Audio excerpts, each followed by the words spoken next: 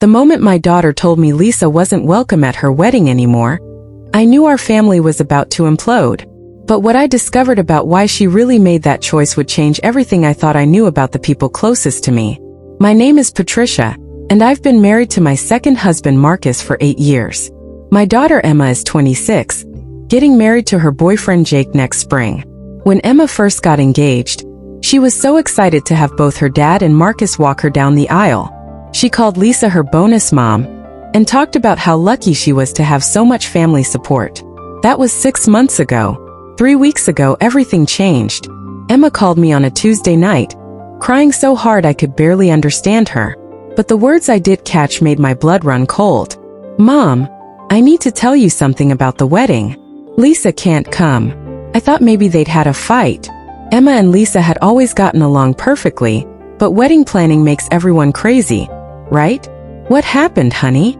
"I can't tell you everything right now, but she did something terrible.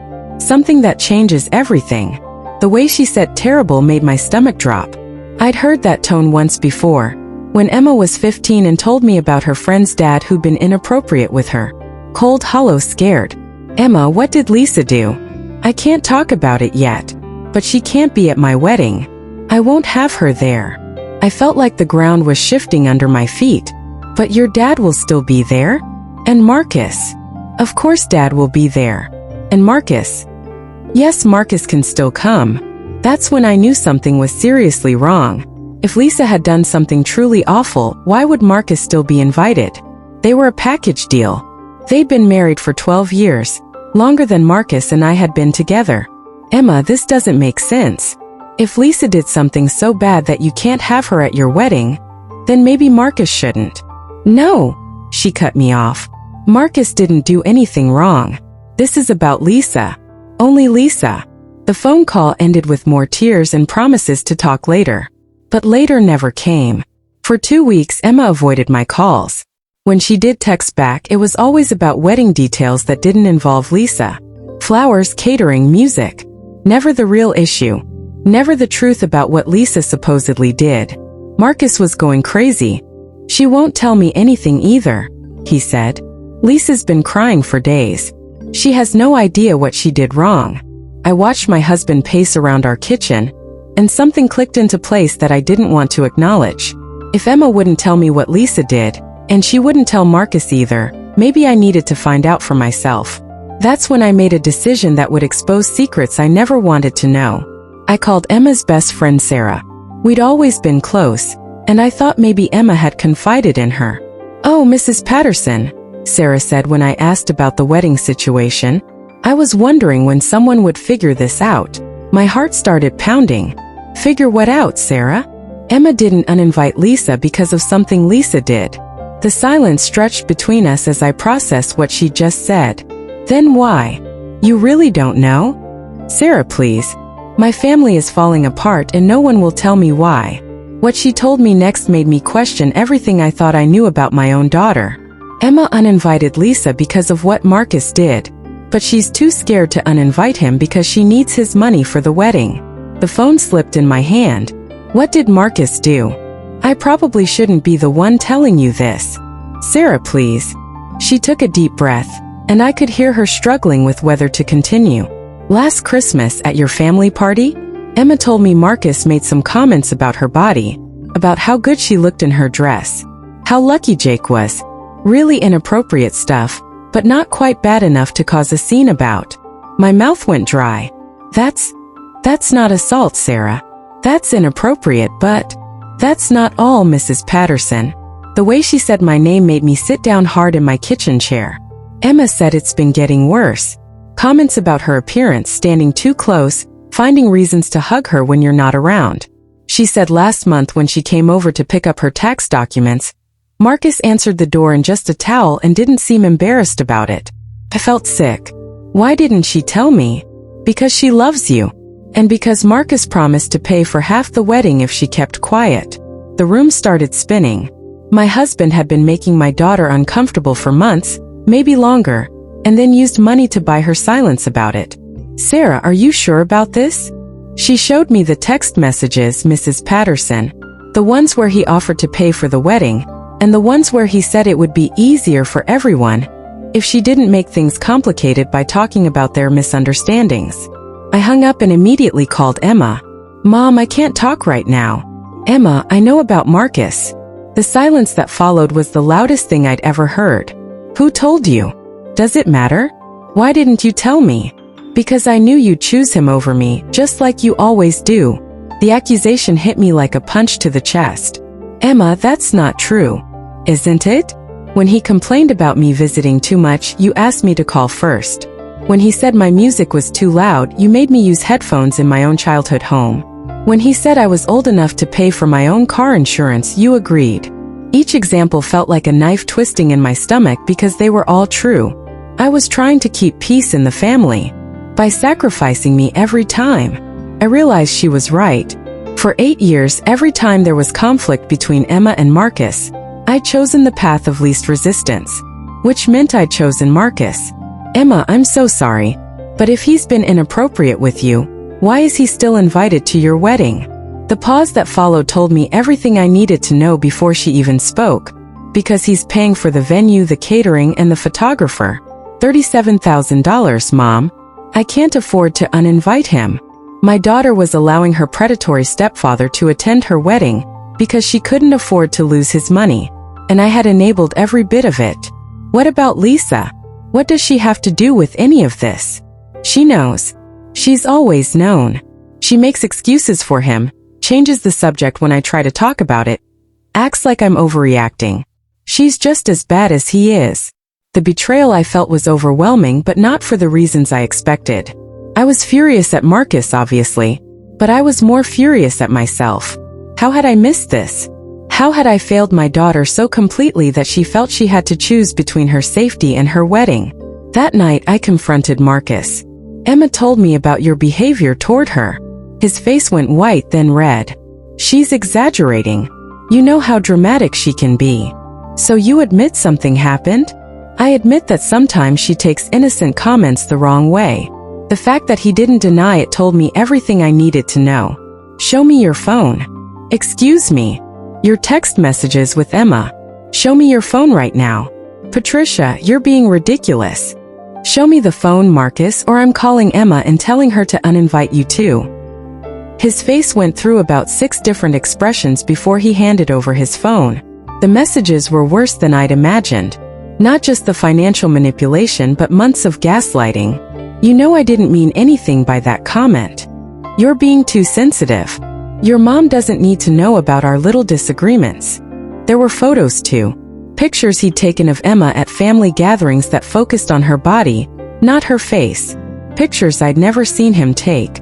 I threw his phone across the room and watched it shatter against the wall. "Get out. Patricia, let's talk about this reasonably. Get out of my house right now, or I'm calling the police." He left that night and went to stay with his brother. The next morning I called Emma. "I kicked him out," I said without preamble. For the first time in weeks, my daughter cried with relief instead of fear. "Mom, I can't afford the wedding without his money." "Yes, you can.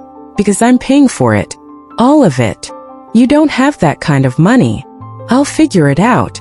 I'll take out a loan, cash in my retirement, sell the house if I have to. But you're not taking money from someone who hurt you." That's when she told me the rest of the story. "Mom, there's more. Things I haven't told you yet."